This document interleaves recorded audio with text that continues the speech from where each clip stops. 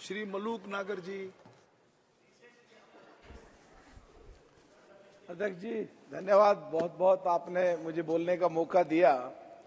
और कई लोग कहते हैं कि जम्मू कश्मीर का आते मलूक नागर खड़ा होता है और गुजरों की बात करता है, तो उन लोगों को जम्मू कश्मीर की भौगोलिक संरचना और जातीय संरचना जाननी पड़ेगी।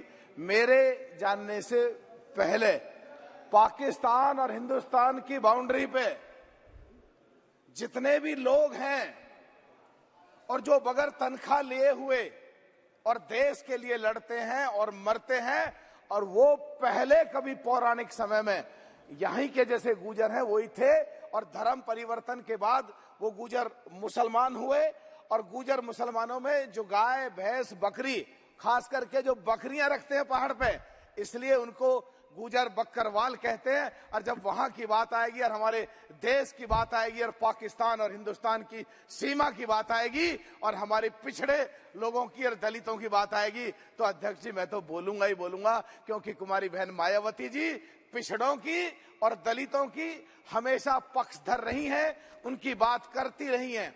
जो मैं अभी सदन में बैठा हूं, काफी देर से जो देख रहा हूं और सुन रहा हूं, अभी भी लोग कंफ्यूज हैं। माननीय सुप्रीम कोर्ट का ऑर्डर आने के बाद भी अभी भी 370 की बात कर रहे हैं, कुछ की कुछ कमी निकाल रहे हैं। अरे भाई सीधा सीधा बताओ, मान लिया है, जूम कर लो कि कल को तुम्हारे हाथ में पावर आ जाए तो क्या 370 तुम दोबारा लगाओगे? है हिम्मत? अगर नहीं है तो फिर बगैर मतलब का विरोध क्यों कर रहे हो, शोर क्यों मचा रहे हो? अगर वहां लोगों को हक मिला है, वहां गुजर बक्कर वालों को, गुजर मुसलमानों को हक मिला, 370 हटने के बाद उन्होंने मिठाइयां बांटी, और यहाँ के मुसलमानों को जो गुमराह करने की कोशिश करते हैं वो बिल्कुल एकदम अलग है। और वहां सांस घुट रहा था, उनको जानवरों की तरह ट्रीट करा जा रहा था, और उनको आजादी मिली है और उनको जो रिजर्वेशन मिला, और अभी जो 10 सीटें 10 एमएलए बन करके आएंगे कश्मीर से गुजर मुसलमान, उनके बगैर सरकार नहीं बनेगी किसी की। ये अब से पहले कांग्रेस में वोट ले ली उनकी, शोषण होता रहा, दिया कुछ नहीं। हमारे मसूदी साहब बैठे हैं नेशनल कॉन्फ्रेंस, 3 पीढ़ियों ने रिश्तेदारियां तो कर ली उनसे, और उनको देने के नाम पे कुछ नहीं। अगर आज मिल रहा है, अरे खुल के कहो, अच्छी बात है देश के लिए, अच्छी बात है गुजर मुसलमानों के लिए, अच्छी बात है गुजर बक्कर वालों के लिए।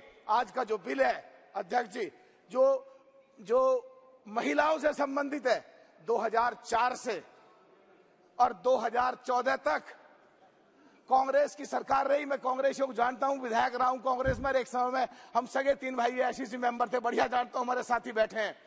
2004 से 2014 तक कांग्रेस की सरकार रही। खूब आवाज उठी हमारी पार्टी ने, कुमारी बहन मायावती जी ने उस समय महिलाओं के लिए आरक्षण की बात रखी, पिछड़ों के लिए, और वो बिल पेंडिंग पड़ गया, कांग्रेस के कार्यकाल में पास नहीं हुआ। तो जब वो सरकार तो चली और वो बिल पास नहीं हुआ, तो कांग्रेस ये बताए साफ साफ कि उस समय जान के इन्होंने बिल पास नहीं कराया, या आज जब इनके नेता, बड़े नेता, शीर्ष नेता आकर के पिछड़ों की बात करते हैं, तो उन्हें पहले जाकर के पीछे भी देखना चाहिए कि 2004 से 2014 के बीच में जो था वो क्या था। एक बात करते हैं आजकल जो अभी लग रही है, आज भी टेलीविजन में चली है, कि पूरी भारत सरकार में पिछड़े 3 लोग चला रहे, 3 लोग हैं बस पिछड़े। अरे सेक्रेटरी बनने के लिए कम से कम 28-30 साल लगते हैं। 28-30 साल पहले किसकी सरकार थी? क्या उस समय पिछड़ों के लिए रिजर्वेशन था?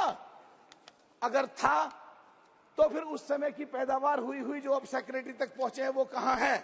इसको भी मान्यवर अध्यक्ष जी, इसको भी सोचना पड़ेगा। एक बात और कह करके मैं अपनी बात को पूरी की तरफ करूंगा। बस जल्दी मत कर देना, आपका चेहरा देखते ही डर लगने लगा मेरा कटने वाला। भाषण आधा तो भूल जाता हूं अध्यक्ष जी जब आप सामने दिखते हैं। तो मैं कहना चाह रहा हूं कि वहां जो वहां के जम्मू कश्मीर के लोग हैं, ये हमारे नेशनल कॉन्फ्रेंस के 3 पीढ़ियों रिश्तेदारी कर ली। क्या कभी किसी प्लेटफॉर्म पे आके, क्या कभी देश की संसद में आके वहां के गुजर मुसलमानों के, गुजर बक्कर वालों के बारे में क्या कभी इन्होंने संसद में कोई मांग रखी है? अगर नहीं रखी तो क्यों नहीं रखी बताएं, ये बात विरोध करने के बजाय। और आज अगर देश के प्रधानमंत्री कहीं जाते हैं, देश के गृह मंत्री संसद में खड़े होकर बोलते हैं ठीक गुजरों के बारे में, गुजर बक्कर वालों के बारे में, तो दिक्कत होती है। और जब हम इनकी बात करते हैं तो हमें कहते हैं गए बीजेपी में, मिल गए बीजेपी से, डर रहे बीजेपी से, ईडी आ गई, इनकम टैक्स आ गई।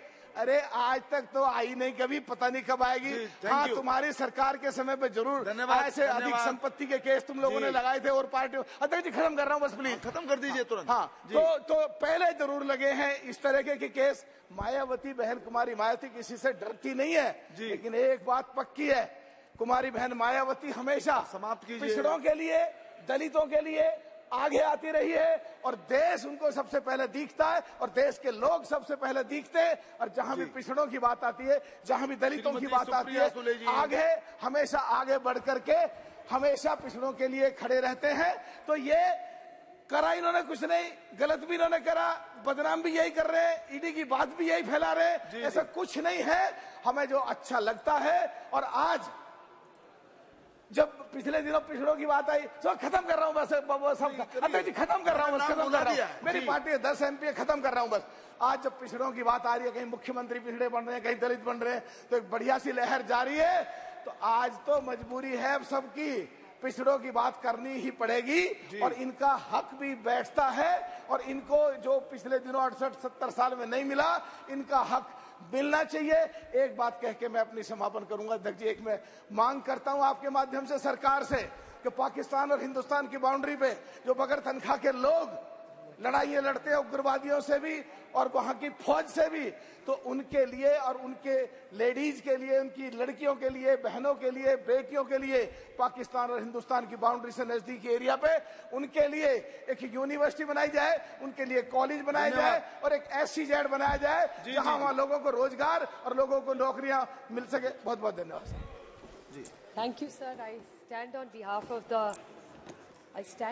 of the Nationalist Congress Party.